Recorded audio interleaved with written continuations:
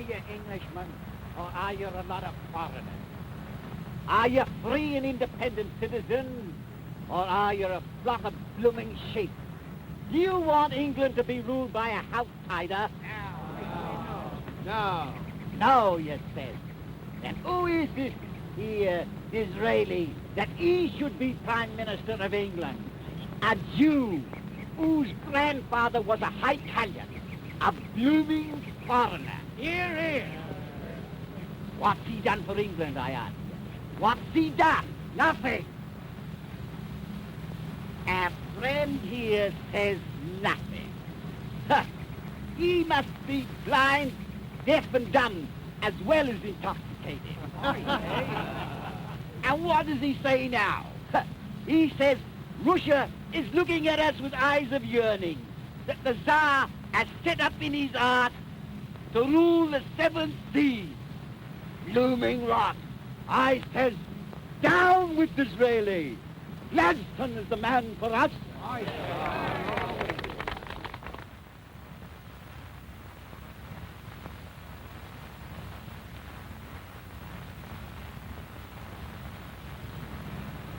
I consider it an affront to every English gentleman that the destinies of our nation should be in the hands of a person like Disraeli, a man who poses as a great patriot, but who is in reality an unprincipled politician seeking only to gratify his mad thirst for power.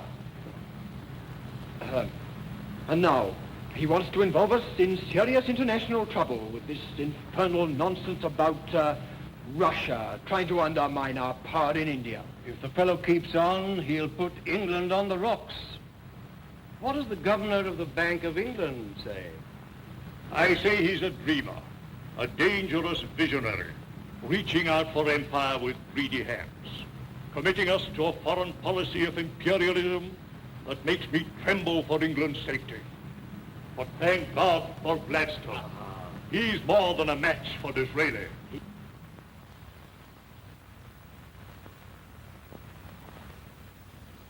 Foreign policy such as the right honourable gentleman proposes would not only gain us, and deservedly, the ill will of other nations, but would ultimately involve us in that dread calamity, war. I say that in proposing such a policy, the right honourable gentleman has branded himself as unworthy to be the counsellor of England's sovereign, unworthy to be the guardian of England's welfare, unworthy to hold the high office of Prime Minister.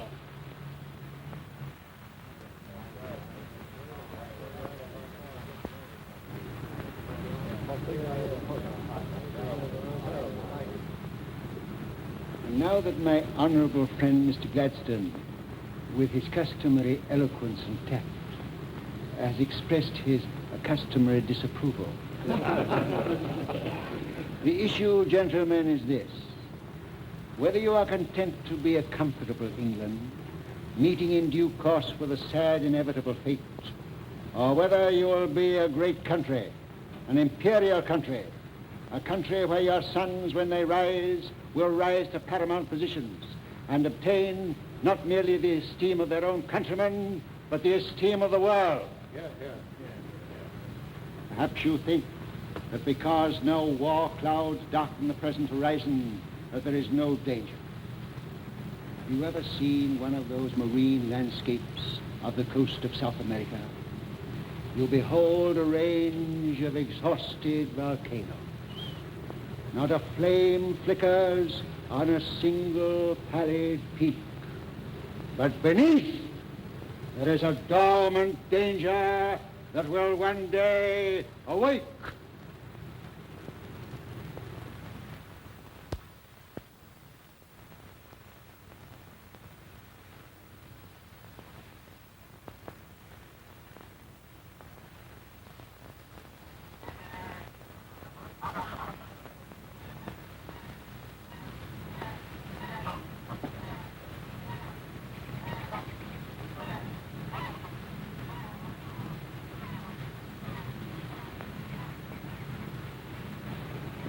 Is he? You're worrying about something. No, my dear. I sometimes think, but I never worry. Well, I'll not bother you now about our garden party. But I'm dying to be bothered. Mary, my dear, your morning tribute. Thank you, Dizzy. Every morning, wherever we are, you never forget. Nonsense. You know I married you for your money. Ah. Let me see your list of invitations. Lady Clarissa Pevensey. Oh, and her father and mother, the Duke and Duchess of Glastonbury. I'm afraid the Duke and Duchess shiver with contempt at the very name of Disraeli. But Clarissa will see that they come whether they want to or not. Dear Clarissa, she thinks you're the greatest man in the world. And she's right. She's quite right, my dear. Young Deford will condescend to come in order to protect Clarissa against my diabolical influence. I'm quite sure your party will be a great success. Mary, I want you to invite Borzanov. Yes, dear. The Russian ambassador. Most agreeable gentleman. And I also want you to invite Mrs. Travers. Mrs. Travers? Why, we scarcely know her. That's why I want you to invite her. I'm anxious to cultivate her acquaintance. Mary. Yes, dear. Where have I met her before? Oh, we've met her at dinner. No. I mean, long ago. I connect her with something blue and white. Now, Dizzy, you're off on one of your wild goose chases again.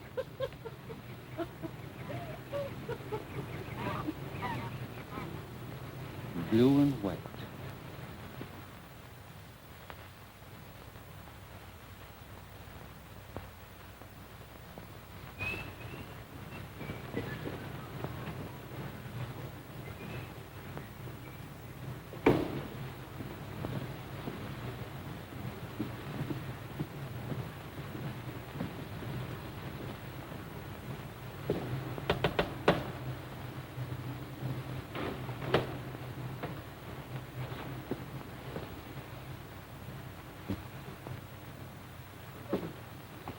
Strauss. Oh, my dear Mrs. Strauss. You're looking more charming than usual. Please, sit down. Did you learn anything? We've nothing immediate to fear from Disraeli. He can't act without Parliament, and Parliament has adjourned, thank the Lord. Yes, England has obligingly tied the hands of the one man who might have blocked Russia's plans. And long before his hands are free, we shall have come to terms with Egypt.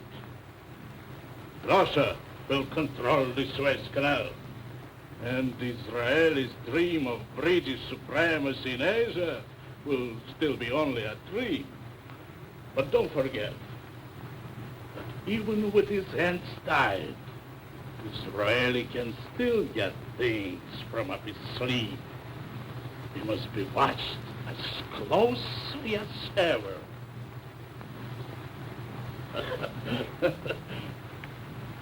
Mr. Paulsham's outside. Oh, show him in.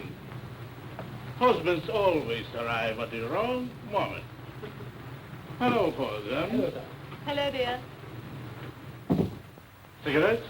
No, thanks. Continue. Things will be at a standstill at Disraeli's office until he comes back from Hughenden. I got a note from him this morning telling me I might have the rest of the week off and thanking me for my faithful attention to his interests.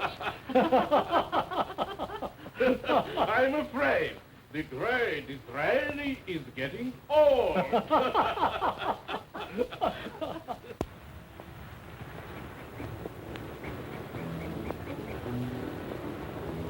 Dear Clarissa. Dear Lady Beaconsfield. Viscount Deford. My dear, you look charming. How do you do? How do you do? Spirit of youth and beauty. Deford, behold, winter hand in hand with spring. Innocence with guile, experience, the same thing. May I be permitted?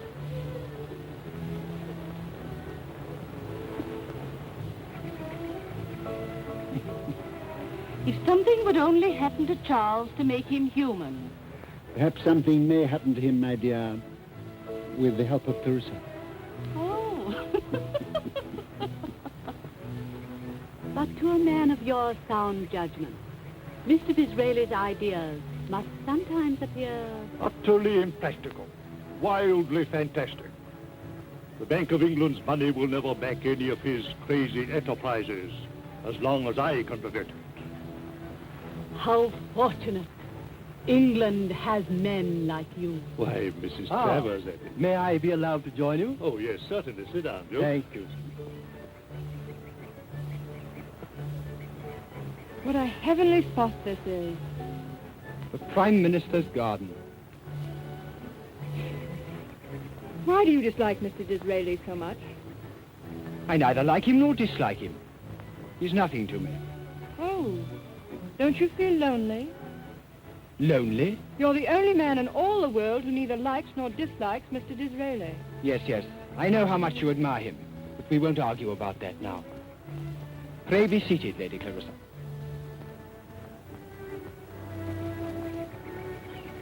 I have spoken to your mother, and she has given me her gracious permission to address you. Was her permission needed? Well, I'm rather a stickler for form, you know. I know. I consider it my duty to marry. Yes? I am much interested in the working man. I have plans for building model cottages with improved sanitary appliances. I trust my wife and I. We'll show our humble friends a model English household. Model children. In short, a model... One moment. What have all these models to do with me? Have I not made myself clear? Since first I had the privilege of meeting you, I have watched you closely. And Clarissa... May I call you Clarissa? I have decided that in time, you will become admirably suited to occupy the position I have adumbrated. I beg your pardon. Adumbrated. Outlined. Oh, thank you. You will think me very silly, Charles. May I call you Charles? Thank you. But is this really an offer of marriage? I hoped I had made that clear without offensive plainness of speech. How wonderful. Oh, but you have the right to expect a high matrimonial alliance.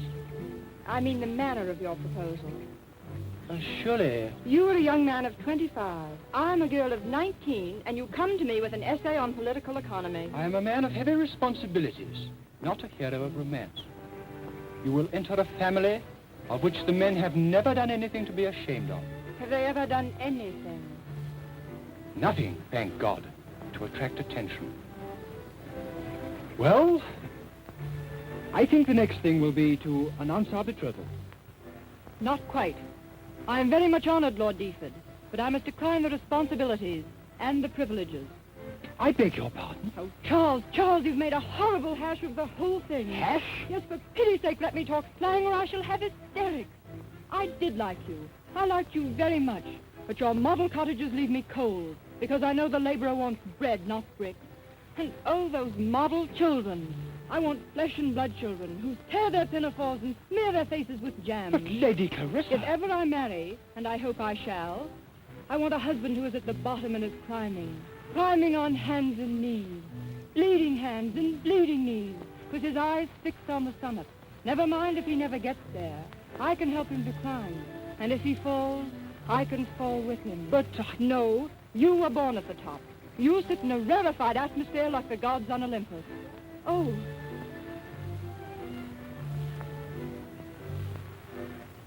I see I have made a mistake.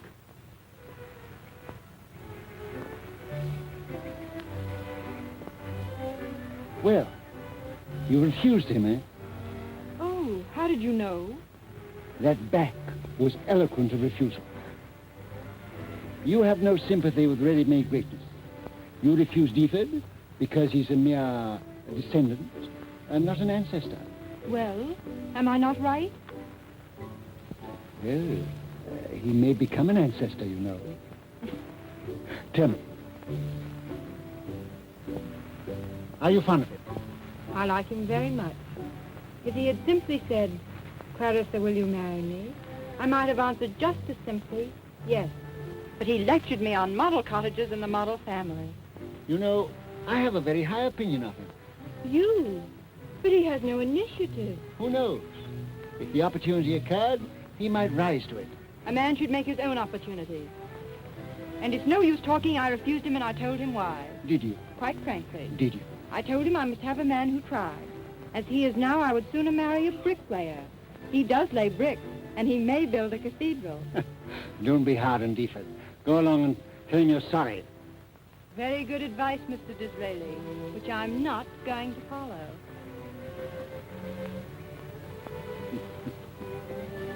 A telegram, sir. All right.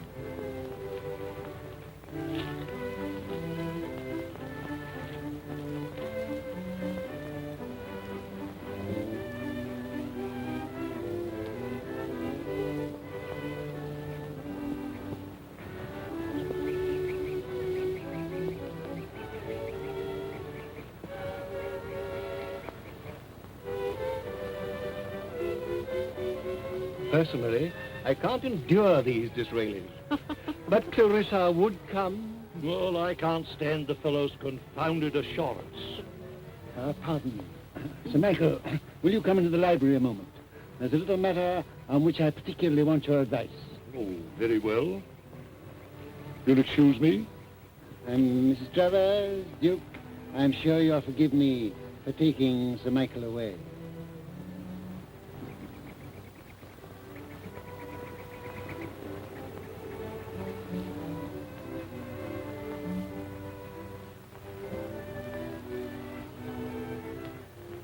Sit down, Sir Michael. Sit down.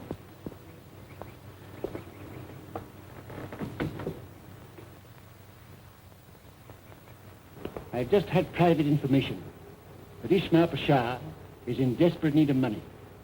As you know, he holds the controlling shares of the Suez Canal.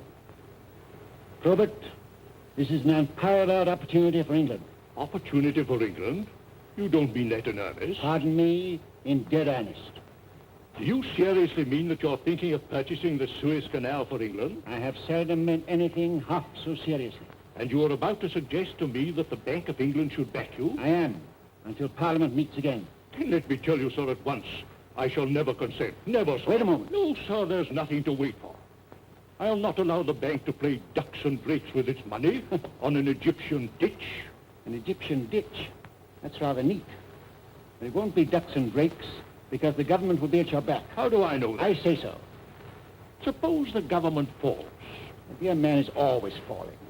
What difference does that make? Don't the Conservatives invariably go on just where the Radicals left off, and vice versa? Besides, in this case it hasn't time to fall. This thing must be done within the next 3 weeks, long before Parliament meets. But why in such a hurry? Because Russia... Oh, that ancient bugbear. That ever-present peril knows of this opportunity to purchase the high road to India. Why hasn't she purchased? She's not ready. She has no fleet, but she's watching us. She's watching me. The spy mania. And if she sees the slightest move on my part, she'll snap up the canal, fleet or no fleet. A pretty moon, Mrs. Travers. Yeah. Such pretty ears.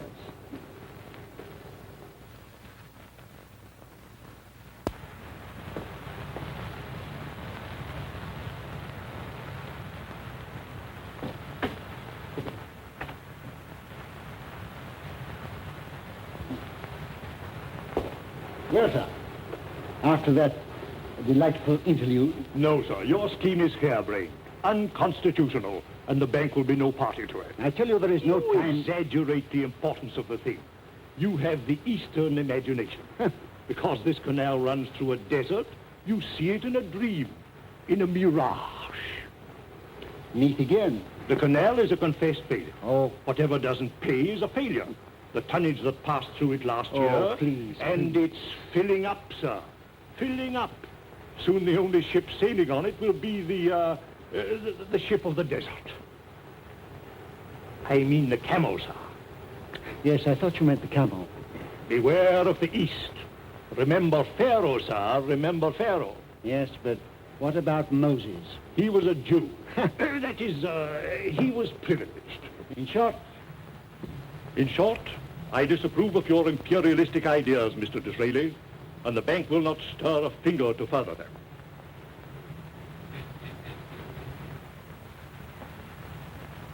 Why, you, I feared you were getting too warm. I rejoice to think that I have made this rash enterprise impossible. Oh, but you haven't. Where will you go for the money? Where Pharaoh went, where all Christians go, I shall go to Moses. At any rate, understand it will be no use coming to me. This, sir, is definite and final. Nothing is final, Sir Michael. In the unlikely event of Moses failing me, I may send for you again. And I shall not come, sir.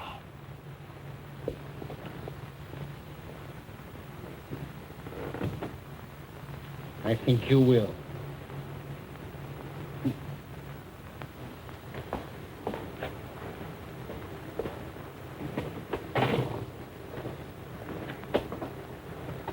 Lizzie, what are you and Sir Michael talking about?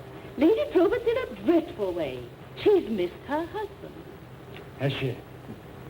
He's missed his opportunity. Come, dear. Everybody will wonder what's become of you. All right, my dear. I must get hold of Hugh Myers. Hugh Myers, the banker? Hugh Myers, the banker. That's the man, Mary. That's the man. Be very kind to send that telegram. Dizzy, you're not worrying about money. No, my dear. Probert and I were just talking politics.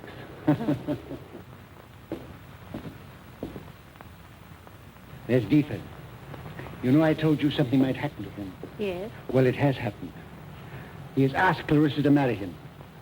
That will be a good match, I suppose. Yes, but she's refused. Oh, Mary, I'm going to play fairy godfather and bring them together. You a matchmaker. The Prime Minister neglecting his work. The less a prime minister does, the fewer mistakes he is apt to make. That's rather good. I must say that to Gladstone one night in the House. I've been searching for a young man. With such a prize as Clarissa, Charles may become just what I need. And think what a splendid couple they'd make. Ah, Dizzy. Always dreaming a romance. And living one, my dear, while you are by my side.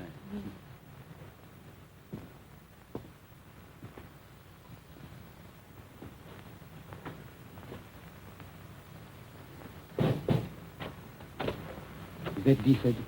Yes. Run along, my dear. He's eager to speak to me. I think he wants to kill me.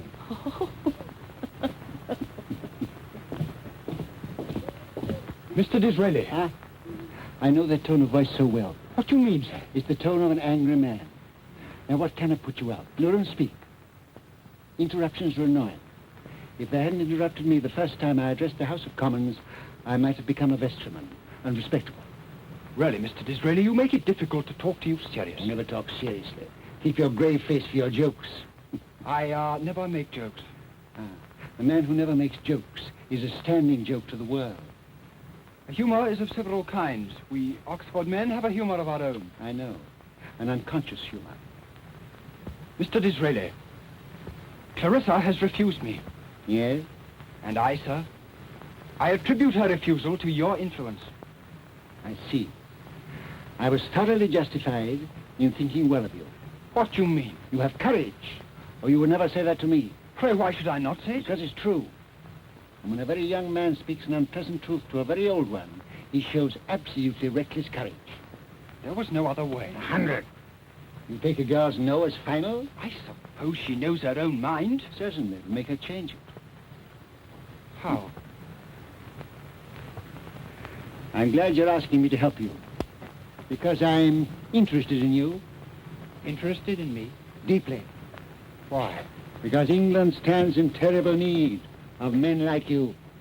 I can't see that. England was never so prosperous as now.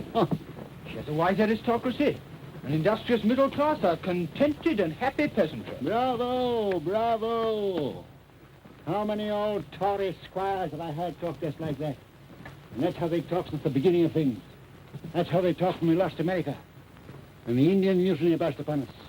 When our soldiers froze and starved in the Crimea. When we deserted Denmark. And when we remained idle while France and Germany flew at each other's throats. And just that talk that has lost us all our friendships. Oh, continental friendships, frog eaters, beer swillers. Is that how you talk to Clarissa? I do not discuss politics with women. I do. Think, man, think. England is as isolated as a ship lying off the coast. Our crew know nothing of what they call the landlubbers. They go on shore now and then for a debauch. But as they only hunt out the vice, they come back with a headache and righteously thank God they are not as other men. I tell you, our ferment is at work all over the world. Titanic forces run chained in America, forces you have no conception of. The spirit of nationality is aroused in France, in Italy, in Germany. New wine has been poured into old bottles, and an explosion must follow sooner or later. I shall not live to see it, but I hear the seething of the yeast. But you, my God, what things you will witness. Take care you're not asleep. All the nations must expand, and everywhere our empire is in their way. Russia, for instance. Now, while England stands alone, while France is crippled, and before Germany has recovered, now is Russia's opportunity to snatch at India.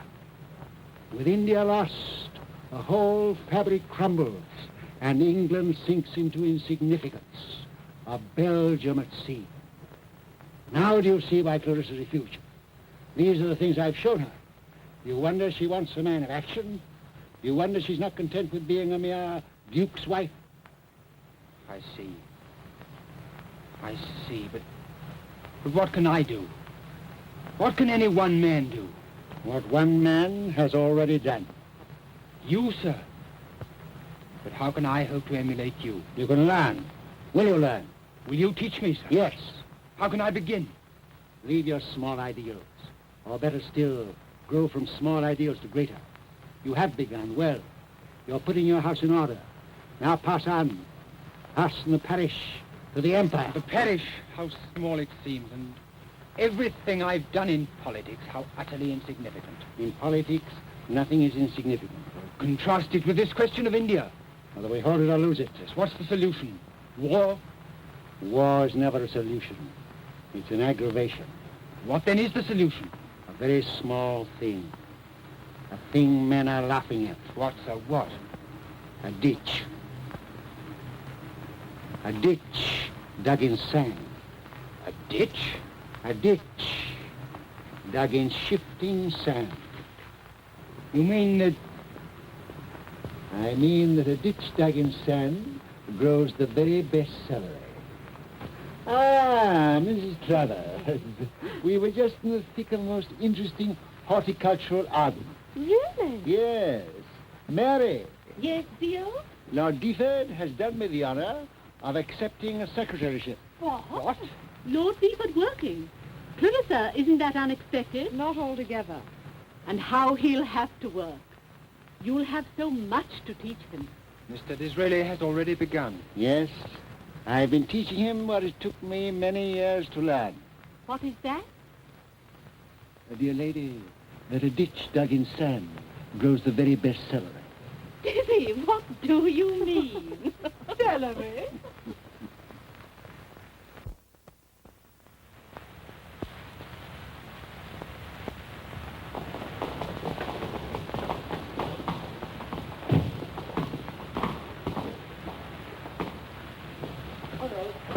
Hi, Robert. Morning, Mr. Disraeli. Morning, William. Morning, sir.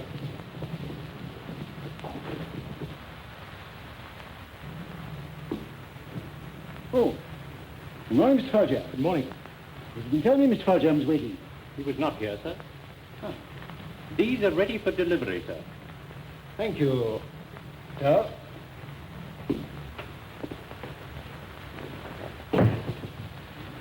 Dispatches from Russia. Deford, thank you. Well, you might look over these figures, will you? And have those delivered for me. Is there anything else, sir? Nothing else, Mr. Valjean.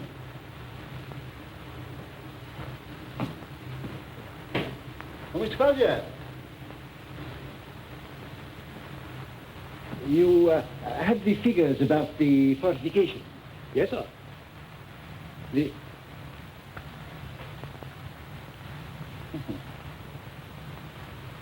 Those are the dispatches from Russia, aren't they? Oh, I beg your pardon, sir. Oh, quite a natural mistake. Mr. Hugh Myers, sir.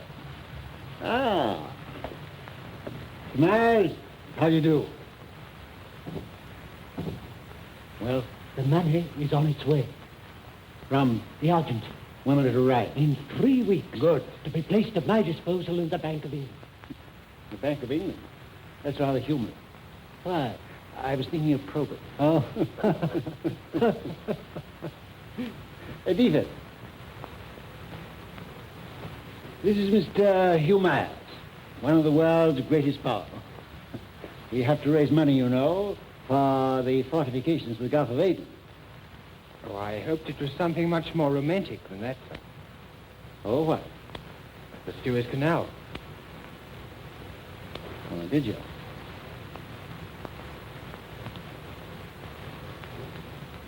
You're quite right. It is the Suez Canal. Since you've hit on the truth, it's better that I should tell you that until I am ready, not a syllable must be breathed on this matter. Is that clear? On my honor, sir. Good. Will you come into my room, Mr. Myers? Excuse me, sir. I forgot to give you your list of engagements. Oh, thank you, Mr. Faljan. Mr. Myers, this is Mr. Faljan. Such a worker. Let me see, what was the exact amount required for the fortifications of the Gulf of Aden? You have the papers, you know, the blue one. I'll find out, sir. Thank you. Come, Mr. Myers.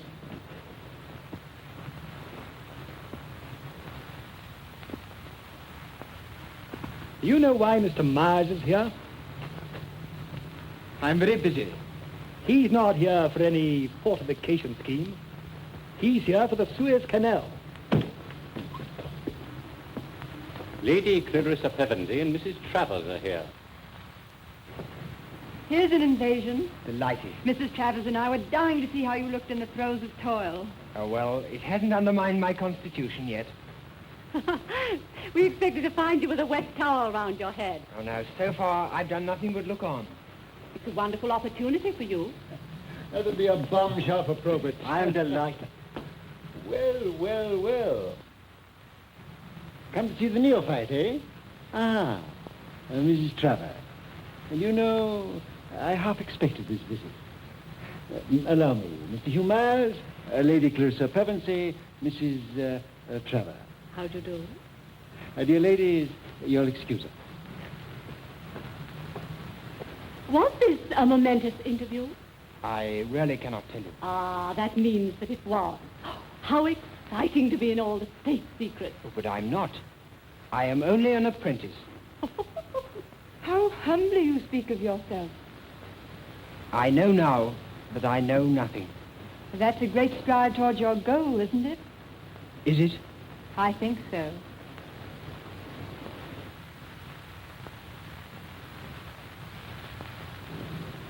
May we? Please do. But let an old woman rest her weary bones.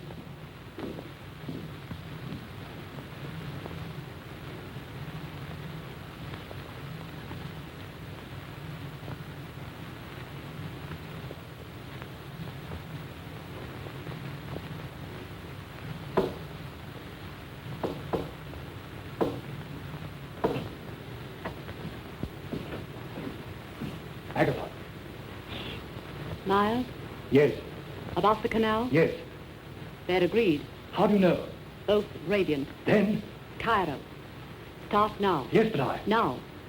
Instructions. At Trieste. Trieste. How? By way of Ostend. Ostend. Hello, Mrs. Travers. Oh, Mr. Faljan. Here are the papers giving the figures you asked for, sir. Oh, thank you. The blue one and the white one. Blue and white. That's cute. Mrs. Travers, this is Mr. Folger. Such a worker. Now, how's your poor husband? No better, I fear. Still abroad. Taking the waters, you know. Will you kindly make my excuses to the young people? They're out there. You're not going so abruptly. I'm sorry, but dear Lady Probert is organizing a bazaar. Always occupied in good work. Always with your hand in some great undertaking. In secret, too. Goodbye, Mr. Disraeli. Goodbye, Mrs. Travers. No, not a step, not a step. Goodbye. Goodbye, Mrs. Travers.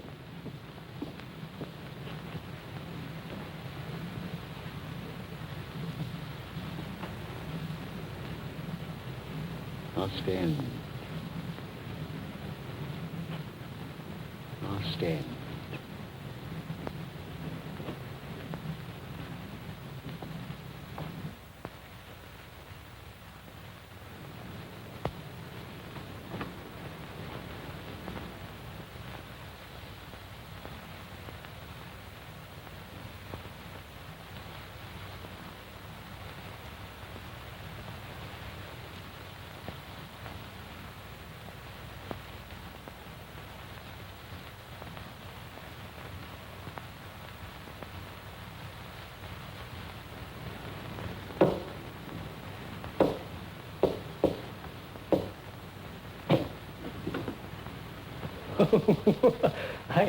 I beg your pardon, sir.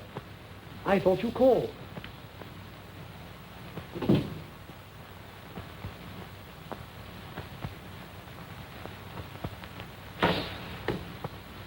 Charles! Charles!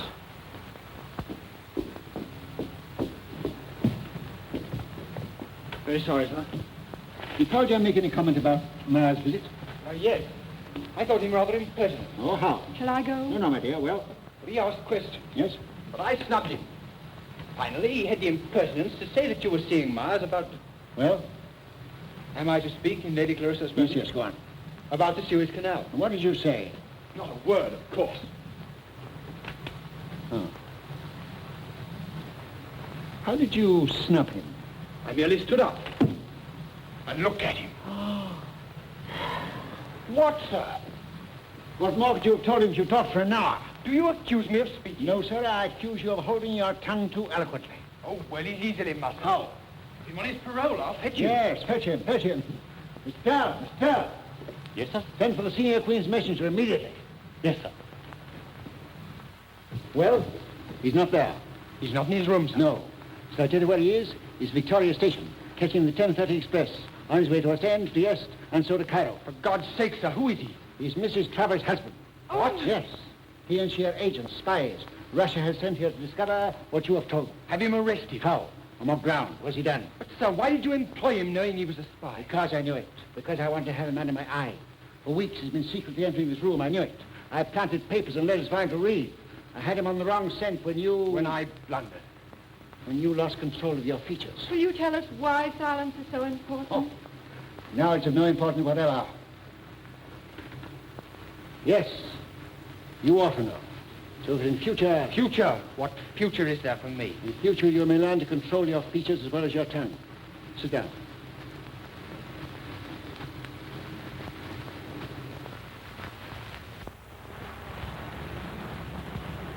Ismail Pasha, the Khedive of Egypt, is under the impression that he's Ramesses the Great. But the only pyramid he has raised is a pyramid of death. Egypt is a dry bone out of which he has sucked the last ounce of marrow. The last assets he has are the controlling shares in the Suez Canal. These he is dying to sell to the highest bidder. France built the canal, but she's too poor to buy it. Russia covets it as a means of snatching India. England as a means of defending it. Both pretend the purchase is the last thing in the world they are thinking of. Both are watching each other like cats. And Ishmael sits and waits for the cat to jump. Those shares I mean to have. Ah. The Bank of England refuses to back me. But today Mars has given me a blank check, and I thought the thing was done. But now Poljam knows, Russia knows. In a week, Poljam will be in Cairo, and whatever Sam may offer, he will double. Now do you see the importance of it? Is there no remedy? Of course there is. What, sir, what? And send a man to kill you with unlimited powers, ready to outbid anything, ready to pound the nail. What must be the man's qualifications? Strong, stern, silent man, subtle and cunning, fighting wiliness with wiliness. Have you such a man, sir? I've sent for him. What's the matter, Clarissa? What is it, my dear? Oh, I'd hoped for a minute, while you were speaking, that perhaps Charles might... Oh, don't say it, Clarissa, don't say it. Yes. Do say it, Clarissa. Do say it. For there's another kind of man who might be twice as useful. What kind? A man so honest that the rogues would think him a rogue.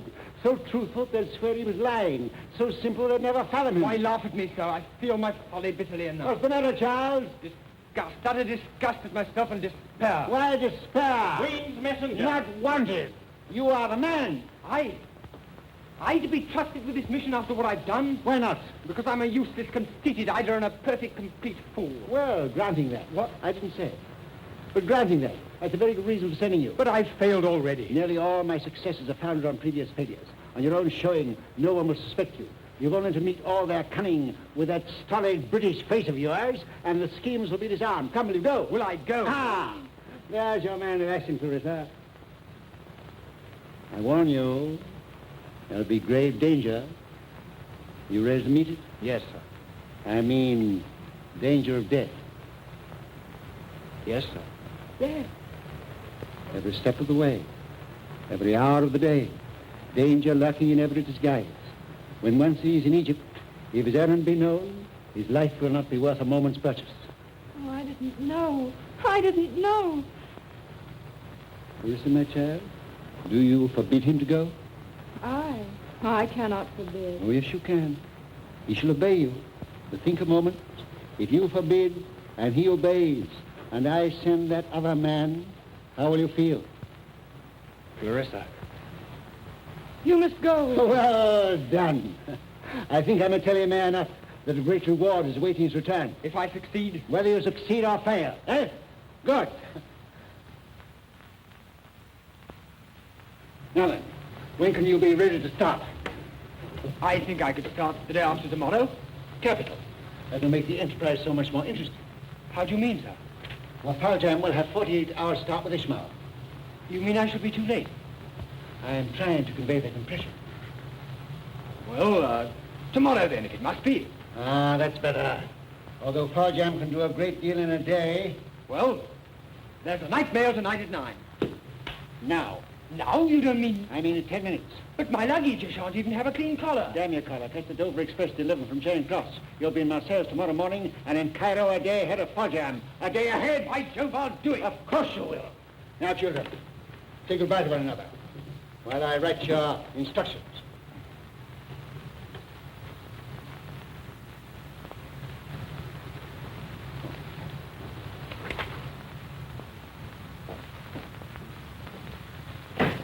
Clarissa, did you hear what Mr. Disraeli said just now? The hope he held out of reward? If he had not said it, I should have.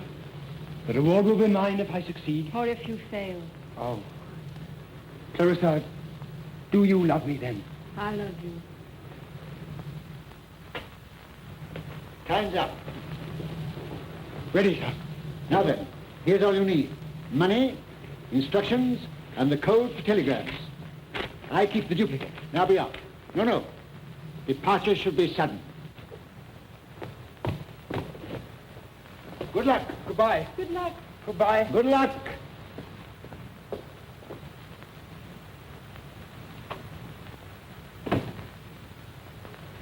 And God bless you.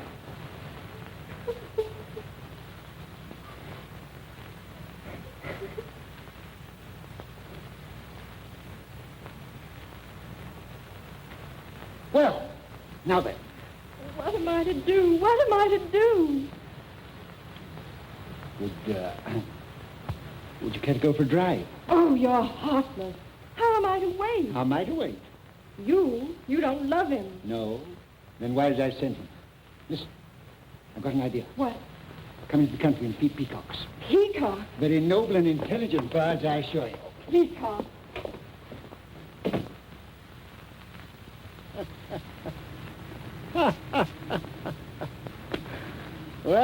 say they are intelligent birds.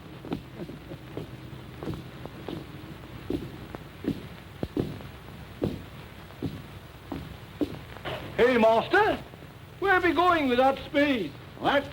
Oh, I bless my soul. And them dirty boots? Splendid morning's work, eh, Potter? Don't blame me if you've caught your death. Caught me deaf? What do you mean? 'Tis well known you ought to be in your bed. Why? I'm not ill.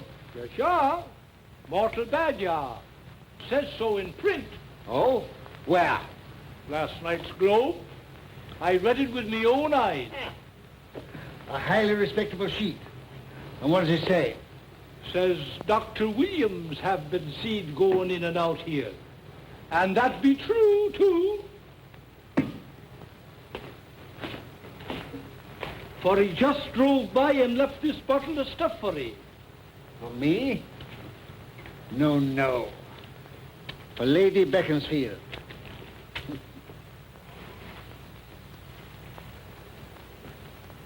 Very kind of them to be so anxious about me. Dr. Williams has been here twice to see Lady Beaconsfield, who had a fainting fit. And that's all. Them London newspapers. Ah, my coffee. Good morning, Mr. Basket. Good morning, sir. So, Mr. Sterling? I believe so, sir. And Lady Clarissa? Yes, sir.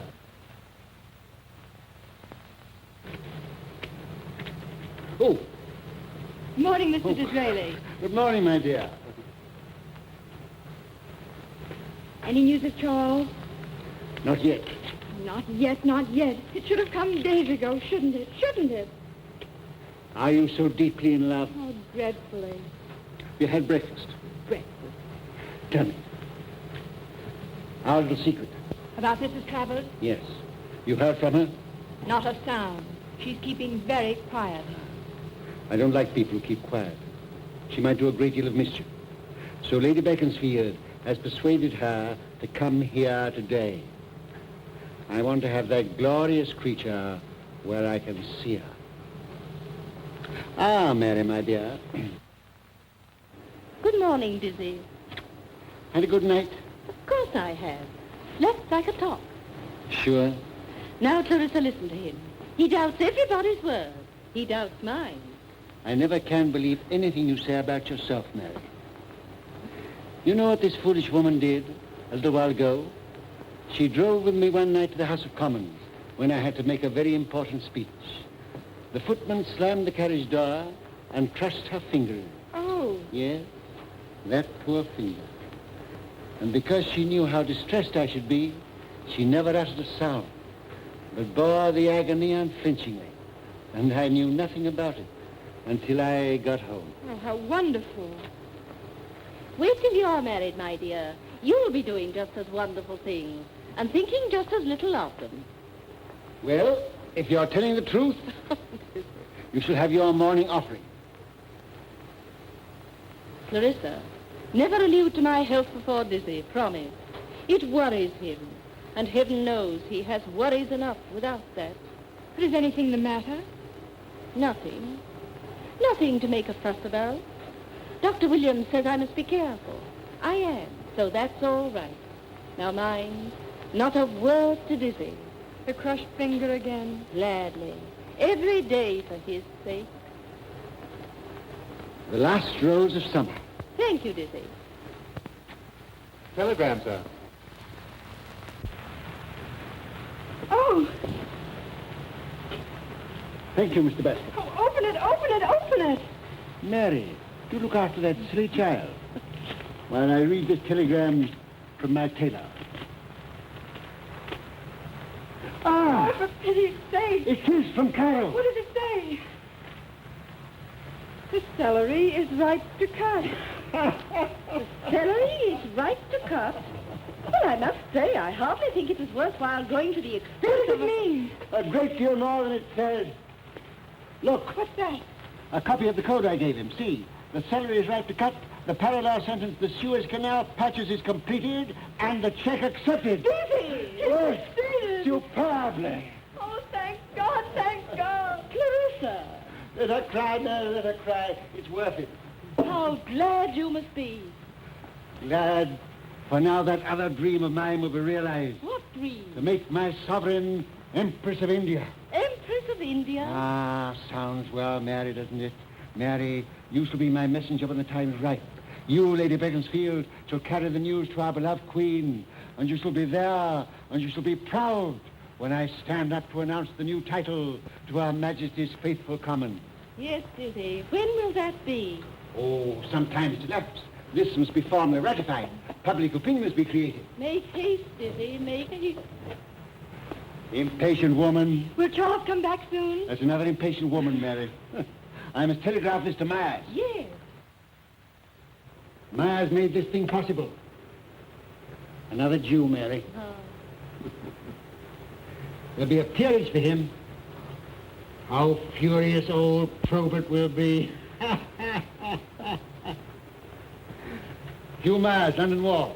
The Suez Canal purchase is completed and the check accepted. But you haven't answered my question. Will Charles come home soon? Yes, with drums beating, trumpets blowing, flags I flying, don't care anything about that. and wedding bells ringing. A station cab. Could that be Mrs. Travers? Miss Travers. We can't have Mrs. Travers here now. She'll worm us out of you in no time. She'll read on both your faces. Dizzy, you made me invite her. We'll get rid of her, send her away, kill her. Put your wits together, both of you. Tell her I'm very ill. I'm very ill indeed. Hugh Myers. It's Hugh Myers. Show him in at once. That's splendid. Is it possible he's heard the news? Will Charles have tabled him? No, but these millionaires know everything by a sort of instinct. Mm-hmm. If he's come to tell us, don't spoil his effect. Don't tell him. I'll spring it on him later. Ah, Mr. Myers, delighted to see you. Good morning. Good morning. How do you do, Mr. Myers? Lady Clarissa Pevensey, you know. What happy wind. Can I have a few moments in private with you, sir? Oh, these ladies. Forgive me if I insist. Why, of course. Mary. You'll stay to luncheon. I'm sorry that is impossible, but thank you very much. Come, Clarissa. Well, Mr. Myers, I was just about to send you One this moment, telegram. sir. I want you to hear me first. What I have to say... Well, sit down. Sit down.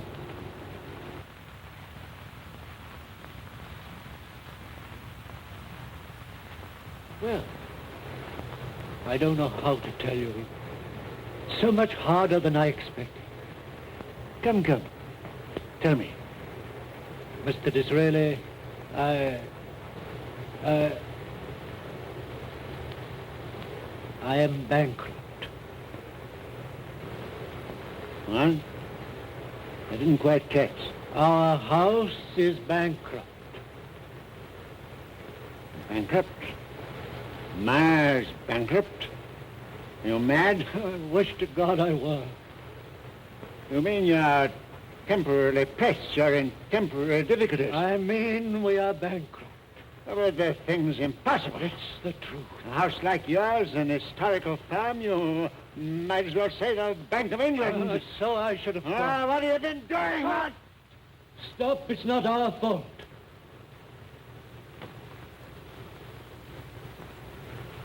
Well, first, a ship with the bullion from the Argentine. Yes? Gone down. Wrecked? Scut? You mean? I mean purposely and criminally sunk. All the crew saved. A conspiracy. It would take weeks, months to recover the insurance, and that is not all. What else? For a long time, ever since our interview in Downing Street, rumors affecting my credit have been spread abroad, and now this mysterious wreck. I'm being pressed. I see. Some enormous power has been working in the dark. My liabilities have been bought up. Be as angry as you like. You're justified.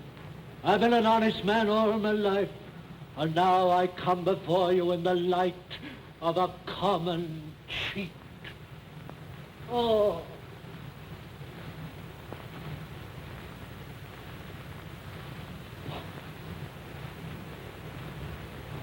Mr. Myers, I know you, sir.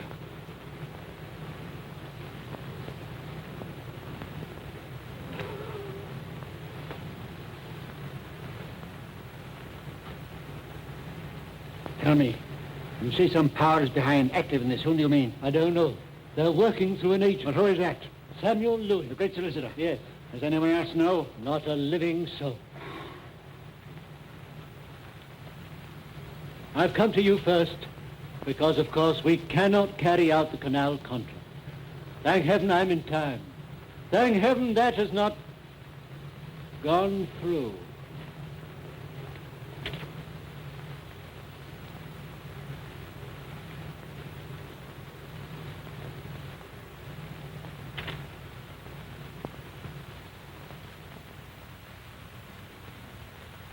When will it be known, Miles? When will it be known? Tonight, tomorrow morning. By the Lord, it shall not. Get back to town quickly. Get your office. Stay there, stay there. I'm sure you're there. Don't budge if they keep you there all night. And don't breathe a word of this.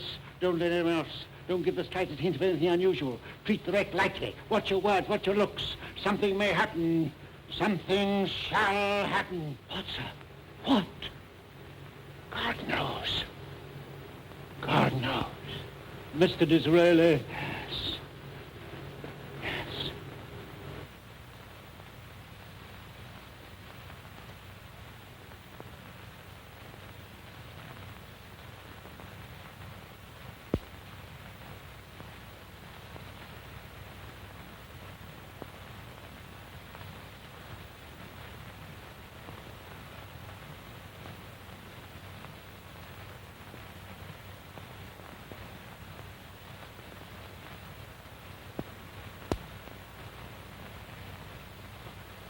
Mary. Mary.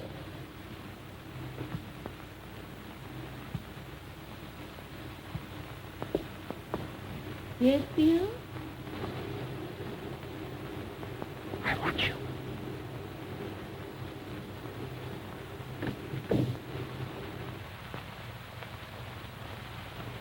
What is it? Mary, you stood by me in many horrible predicaments. I'm in the worst I was ever in. Dizzy. Myers. Myers is bankrupt. Does that mean we are poor? No. No. Oh, if that were all. Then? Myers was finding the money for the canal. Ah. Wait. Deeford has passed the check. Now Myers has failed. We can't pay. And you? I? Yes, dear. I want to know how this will affect you. Well, what does that matter? It's all that matters to me.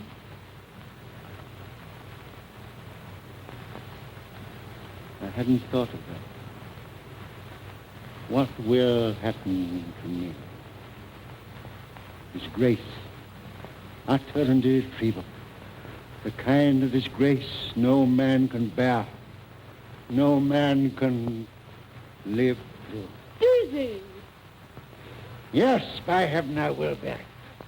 I'll face the nation. I'll bear it alone. Not alone, dear.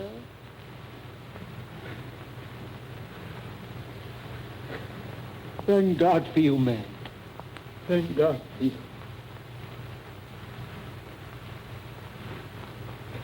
Have you done anything yet? Soon, what could I do? Shouldn't we go up to town? I daren't. I can't move secretly. The Prime Minister can't stir without setting the whole world agog. The papers have said I'm ill. If I was seen in Downing Street now during the recess when I'm supposed to be ill, every newspaper in the world would grow hysterical. It's horrible, Mary. I'm bound hand and foot. Mrs. Travers. What? Mrs. Travers in a station cab, sir. I'll get rid of her. Get rid of her? Mr. Basket, ask her to wait. Tell him when I ring. Surely you'll not receive her We now. must keep her here, must keep her here. Why? She must stay here. We mustn't let her out of our sight.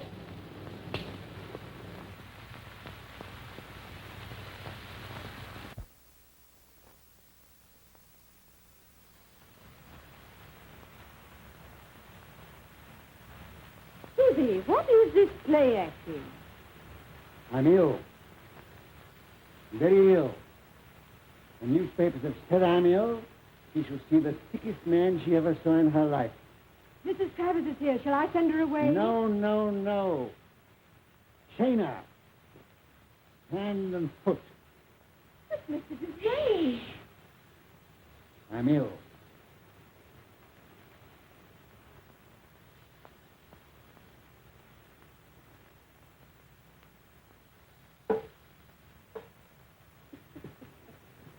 Very ill. Mrs. Travers. Ah, dear Lady Beaconsfield. I'm so sorry. I heard Mr. Disraeli was ill. I didn't know whether to come or not. I'm sure you can't want to see me. Is that Mrs. Travers, dear? Yes, dear. Oh. Dear Mrs. Travers. It's so good of you. I'm very weak. Very weak. I'm so sorry. What is the matter? Well, I'm very weak. I was very glad to see you. You're so bright. You're so young. So, how's your poor husband? Still abroad, in search of health, you know. Very sad. And you've come to see the poor sick man. Isn't it good of her, Mary? Yes, dear. But do sit down. There. Where I can see you. Miss Clarissa, more beautiful every day. I saw the dear Duchess, your mother, yesterday. She seems very anxious about Lord Beaufort. He's abroad, too, isn't he? Egypt or somewhere? Yes, he is abroad. Yes, he is in Egypt. I do hope he's not too venturesome. Cairo is such a dreadful place. Those Orientals, you know. One can never trust them. No. So sly Yes. and deceitful. Ah. Dear sympathetic creature. Isn't she sympathetic, Mary? Yes, dear. But don't be uneasy. We've just heard from Beaufort. Indeed? Mary, Yes, dear. isn't it time I had my beef tea? You say you have heard? Oh, Mrs. Travers. Oh, from Beaufort. Oh, yes. We had a telegram. Where is that telegram, Mary? On the table, dear. Help me up, dear.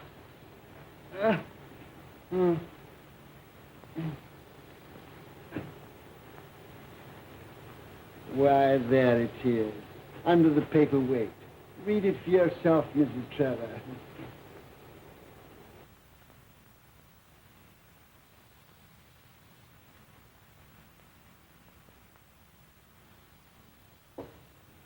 Heavens, how pale I am. The celery is ripe to cut. How odd. Yes. Why odd? Well, that anyone should cable all the way from Egypt about celery. Well, you know, he's engaged in a very interesting agricultural experiment. You remember we were discussing that very subject at the garden party. Oh, yes. And what a delightful party that was. And all this hurt. Lord Beaufort in Egypt. Poor Mr. Disraeli very ill. Sir Michael Probert out of town. Oh! I beg your pardon. A twinge. Thank you so much. I've been trying to remember his name all day. Probert, of course. Oh! Is that one of the famous peacocks? Yes. This is very proud of them and of the swan. I've heard so much about them. May I have a look at them? Yes.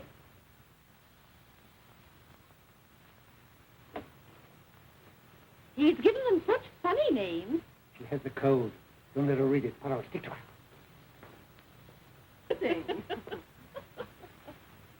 I'll show you their houses. Oh, please don't trouble. No trouble.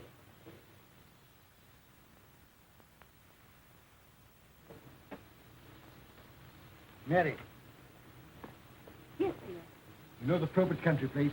You can drive there in 3 minutes. I want you to fetch him at once. I'll order the carriage. Wait. Is Mrs. Travers' cab still there? Yes, Well, you can take that. but if he refuses to come? You tell him it's a matter of life and death. But Mrs. Travers. Now, look after her. Mary, Yes, sir. take Clarissa with you. I want that woman alone. That must be signed.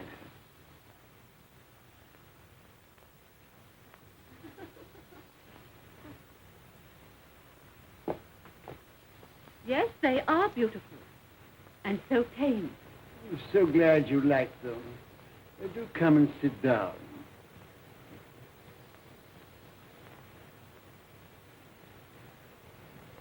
But I really ought to be going. Oh, do.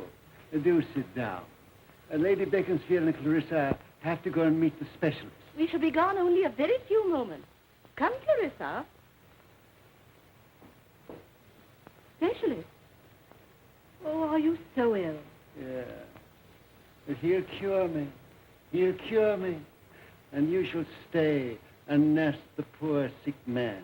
I'm dreadfully sorry. Oh, But you must stay.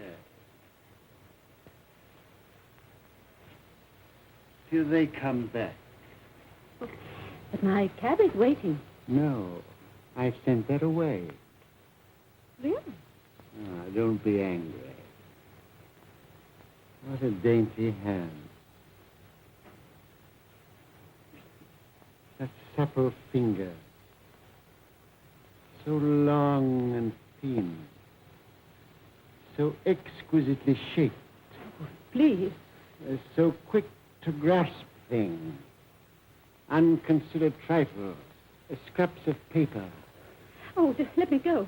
You're hurting In me. such a hurry to get away from the poor sick man, to get away and read the code? Well, what of it? Ah, that's better. That's how I remember you. Remember me? So strange. When we first met at the Duke of Glastonbury's, I remembered you, but I couldn't place you. I connected you with something blue and white. Milk and water? No. Snow and water. Mont Blanc and the Lake of Geneva. Geneva in the 60s. Russian refugees and their English sympathizers. A man called Lumley and his ravishing, shall I say wife? No, comrade. That was the term. Charming relationship. Delightful couple. So good to the unhappy exiles. But people are cruel. They said the good Mr. Lumley and his charming comrades were agents, decoys in Russian pay, engaged in worming out the secrets of the refugees, in tempting them back to Russia, to Siberia, to death. And pray, what has all this to do with me? Ah, what indeed? With you, the friend of dukes and bankers. Good Mr. Lumley and his charming comrades were driven out of Geneva by the slanderers. And where do you think I saw him next? In Downing Street. He had changed his name to Folger. I was so sorry for him that I gave him work. But you did more. You gave him instructions to hurry to Trieste. Now do I know you, dear Mrs. Lumley Travers Folger? Well, and what next? Admiration. Profound admiration. Until this moment. Today you've disappointed me. Why steal that? Weak. Very weak. You had only to ask me and I would have told you. The celery is ripe to cut. Means the Suez Canal purchase is completed and the check accepted. Poor dear Lumley has had all that tiresome journey for nothing.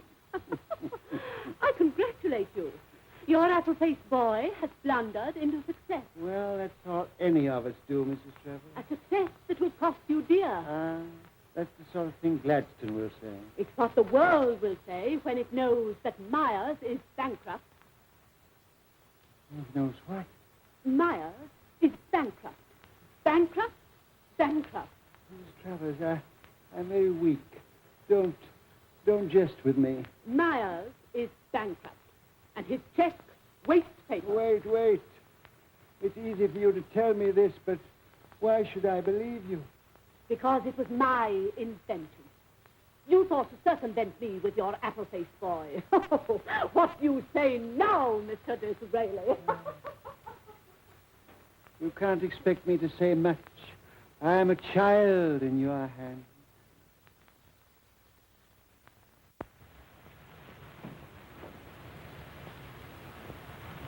Now, Mr. Disraeli, I'm sorry to hear that you're ill. I'm so much better. Mrs. Travers Stimulating Company. Sir Michael Probert. How do you do? But he's not A specialist? Oh, yes, he is. Why, what's going on? If you're not ill, why have you sent for me? Robert, sit down. I want to tell you a little story. Now, don't go, Mrs. Travers. This may interest you, too. I repeat, why have you sent for me? I told you I might send for you When? What do you mean? when we had our last delightful interview. I thought as much. Your harebrained scheme. Moses has failed you and you had to give it up. Well, it's no use appealing to me. Moses has not failed me, and I've carried the scheme through. What? Do you mean to tell me that you have purchased the Suez Canal? The power and the glory of my country were at stake. I had to act quickly, and I had to act on my own responsibility. Then let me tell you, sir, you have committed a crime. Parliament was not sitting to vote the money. I had to seek it elsewhere. 5 million sterling. You refused. I did, and I'm proud of it. So I went to the wealthiest private firm, to Hugh Myers. A Jew. Myers, not being a party man, but a patriot, saw the greatness of the idea and stood by me. I sent Deeford to Ishmael. Spies got wind of what I was doing, and Russia knew. So Deeford had to go in a hurry. A race for an empire. He has succeeded, understand me? I put the matter quite simply. Deeford has bought the canal and has paid for it with Myers' check drawn on the Bank of England. Wait. Meanwhile, Russia has been at work by the intermediary of one of the most charming women of my acquaintance. Myers is bankrupt. What? Yes, Russia has ruined him. Mr. Disraeli, I warned you of this. I foresaw it. Your high-handed action has landed you just where I said it would. You must get out of it as best you can. It's no use appealing to me. No, then I will not appeal to you. I will command you. What? You will sign this note giving Myers unlimited credit. Are you mad? I was never more sane in my life. Myers' position is safe. We can gain time. The Bank of England must give him unlimited credit today, now. You don't know what you're saying. You don't know to whom you're speaking. I refuse. You can't. I refuse emphatically. You've mistaken your man. I'm an Englishman, the head of a great national institution, and I am not to be ordered about by an alien, a Jew. The alien, the Jew, happens to be the better citizen. Moreover, he happens to be Prime Minister. You threaten me? Yes, if you force me to it. Oh, empty threats. You think so? You say the bank is a national institution. What becomes of that title if it refuses to save the nation? What becomes of you? Mr. Disraeli. When it is known that the lack of patriotism of one man has placed our country in the position of a person who is trying to pass a fraudulent check, exposed the nation to the ridicule of the world, lost the canal, lost India, baffled England, beat her, disgraced her, dragged us through the mud, what becomes of the bank? You can't touch the bank. I'll smash the bank. Parliament granted the bank its charter. Parliament can withdraw it and shall withdraw it at my bidding. Your board of directors will be swept away. Your shareholders bankrupt. The bank ruined and you disgraced. I am Prime Minister. I can do this. And if you don't sign, by God, I will.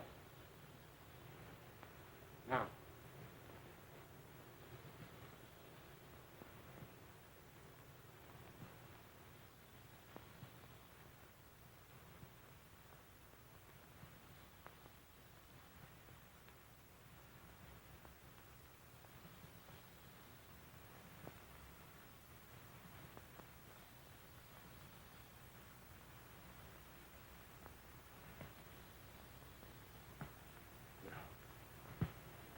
Take your paper. I've signed it. I've signed it to save the bank.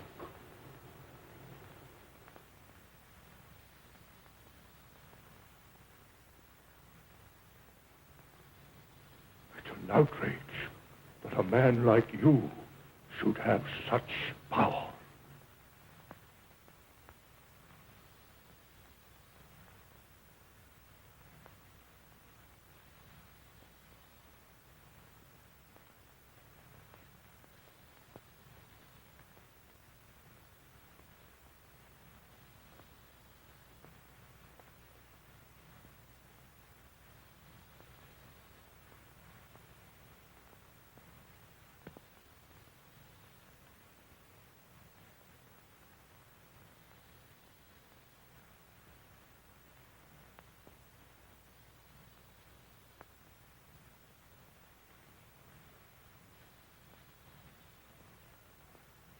Oh, Mr. Disraeli, thank God you have such power. I hadn't, dear child, but he doesn't know that. Oh!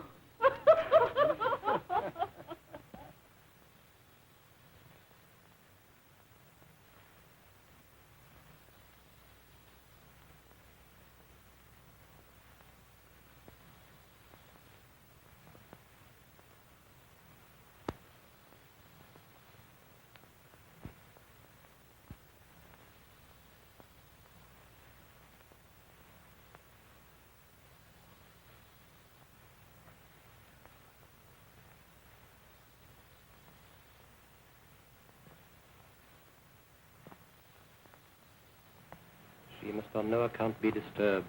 Let her sleep as long as possible. Yes, sir.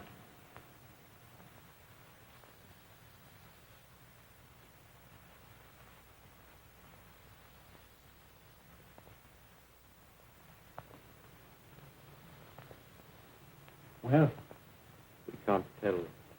I'm very hopeful of the result of this deep sleep, but I can't say anything more at present.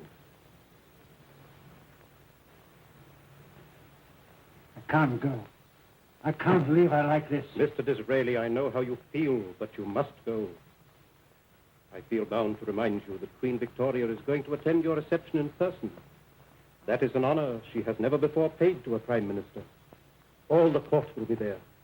Every country in the world will be represented, and all to pay homage to you. Mary won't do that. You know she always loved people to flatter me. And all England will be at your feet tonight. Mary won't be there. I promised her that we would meet the Queen hand in hand. How can I go through it? The glitter, the music, the dancing, and worst of all, the congratulations. Alone. You've always been a fighter, Mr. Disraeli. If it were possible for you to stay, I would advise it. But you cannot break faith with Her Majesty. The Queen would understand and pardon me. But you are right. I cannot break faith with the nation. I must go.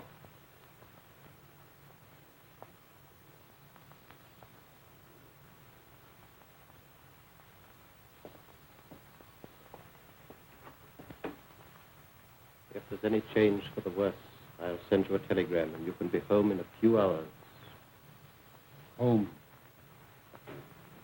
Without her, I have no home.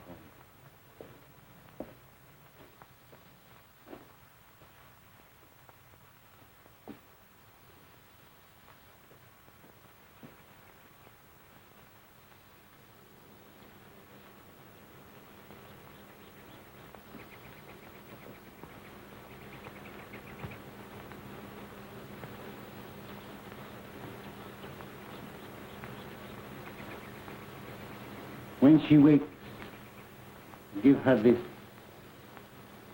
from me.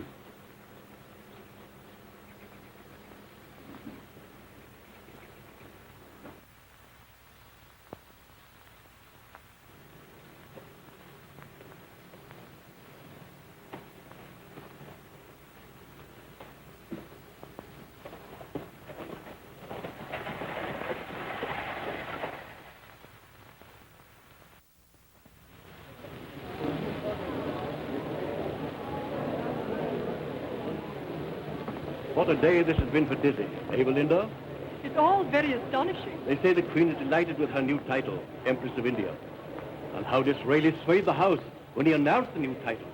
Even Gladstone was silenced. Dizzy is a great man. Oh, Father, so you've come round to that at last. Well, there's no use denying it now. I never denied his greatness. Well, Miles, on your legs again. Thanks to you, Sir Mike. Yes, yes. Great patriotic idea. Dizzy and I talked it over long before you came into it. So he told me. And the bank was a great patriotic institution. Couldn't let it drop. How fortunate you saw it in that light. Glad to help you. Glad to help you. Mr. Miles.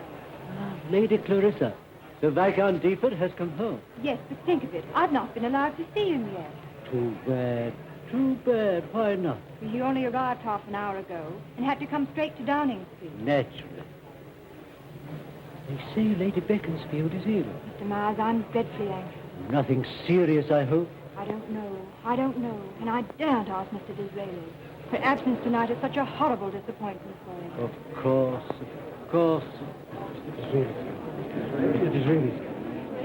Mr. Disraeli's come.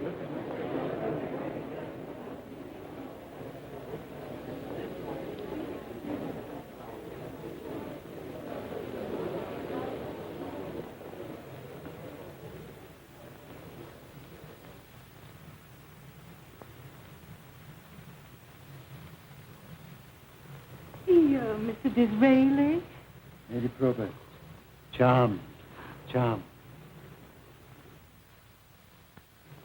So sorry, dearest Lady Beaconsfield. Cannot be here tonight. So is she. And so am I.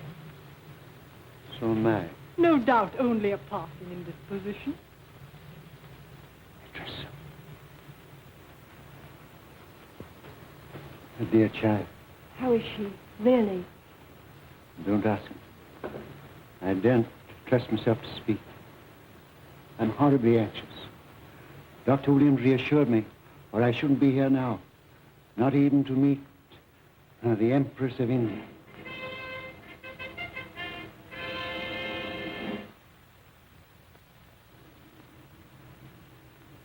Her Majesty is on her way. Before she arrives, I want to thank those men who have so splendidly stood at my side and made our enterprise successful. First, there is my friend, Mr. Hugh Myers. Mr. Myers, concerning whose services I cannot speak too highly. Next, there is Sir Michael Probert. At a moment of grave crisis, he came to my aid against his, shall I say, a prejudice. Mr. Myers, Sir Michael Probert, it is my privilege to inform you that in recognition of your patriotic action, your sovereign has bestowed a peerage upon each of you. My congratulations. Thank you. May I add mine? Your Grace is most kind.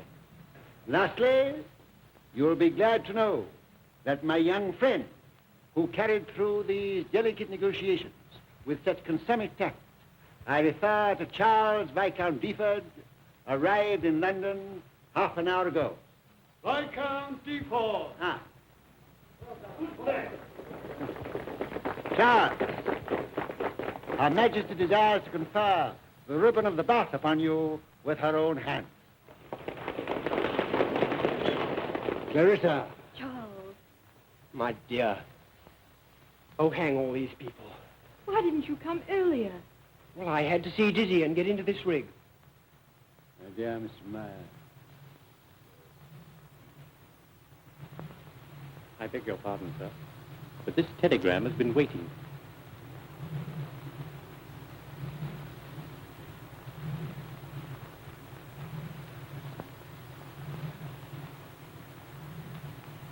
Charles, I'm frightened. What? Lady Beaconsfield has been very ill. You don't mean... It may be news of her death.